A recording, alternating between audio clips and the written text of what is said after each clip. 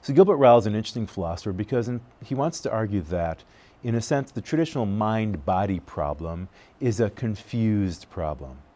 There's a confusion in asking the question, what kind of substance is a mind? Is it a mental substance, or rather a non-physical substance, or is it a physical substance? Ryle essentially wants to tell us that the mind is not a substance at all. Rather, it's a set of dispositions to behave in various intelligent ways.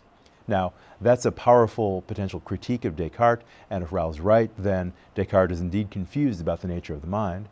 And Ryle also wants to point out that our intelligence is often bewitched by language. We're often misled by things like noun phrases into thinking that there must be a substance or entity of a certain kind that the noun phrase refers to.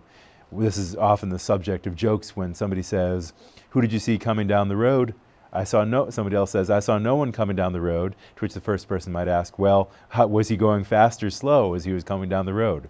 That shows a confusion about the nature of the word no one. No one's not a name. It's a quantifier, as logicians would say, that tells us that there is not any person who is coming down the road. But that takes some deeper insight into the nature of the language. If we don't have that insight into language, then we could be misled.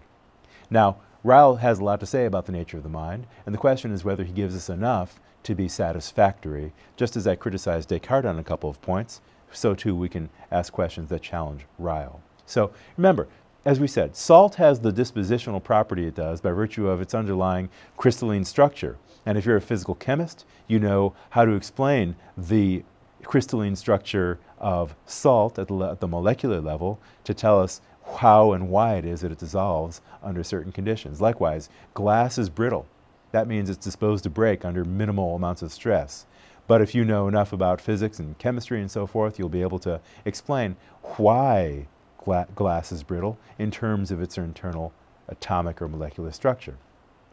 Now, the Australian philosopher, David Armstrong, who was writing primarily in the 60s and 70s and developing a criticism of Ryle's work from a couple of decades previous to that time, argues that, well, we can't really rest satisfied with Ryle's critique of Descartes. While Armstrong will say Descartes was mistaken to adopt a dualistic position, Armstrong wants to argue that so too, just as we don't want to leave it at the level, for example, of salt in saying that it's a disposition, we won't explain where the disposition comes from, what aspect of the salt makes it have the disposition that it does. Armstrong wants to suggest against Ryle that so too, it's only a halfway house to knowledge to say that my mind having the properties that it does makes me disposed to behave in certain ways.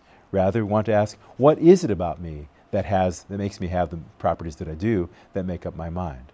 We want to understand the internal structure in me, so to speak, that enables me to have the capacity to be empathetic or short-tempered or having a good memory or something of the kind. So Armstrong writes, whereas Ryle and other behaviorists are only partly right, they're not completely wrong, they're only partly right. It's true that mentality is connected up with behavior, but Armstrong writes, when I think, when I'm just thinking, but my thoughts do not issue in any action, so for example, suppose I'm just lying down, not moving at all, but I'm thinking, when that happens, it seems as obvious as anything is obvious that there is something actually going on inside of me which constitutes my thought.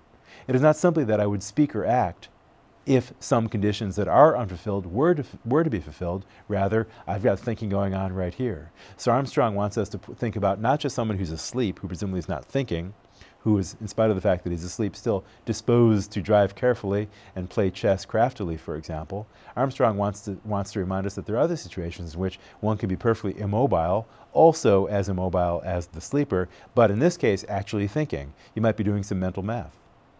You might be composing some music in your mind. You might be trying to remember some lines from a poem that you knew long ago when you were a child. Those are all cognitive activities, Armstrong will say. They don't issue in at least overt behavior, and nevertheless, they certainly seem to be part of what's happening with me mentally. And Armstrong wants to challenge Ryle by saying to him, how can you, even as a sophisticated kind of behaviorist, how can you account for that kind of phenomenon, those sorts of phenomena in behaviorist terms? So Armstrong will say, granted, thinking, emotion, and such are logically tied to behavior, but these things can't be defined in terms of behavior or dispositions to behavior. Those things don't capture them entirely. There's still, for example, an experience of thinking about something that's not completely captured by my disposition to behave in certain ways. So that is the gravamen of Armstrong's critique of Ryle. We'll come back and try to develop it in just a moment.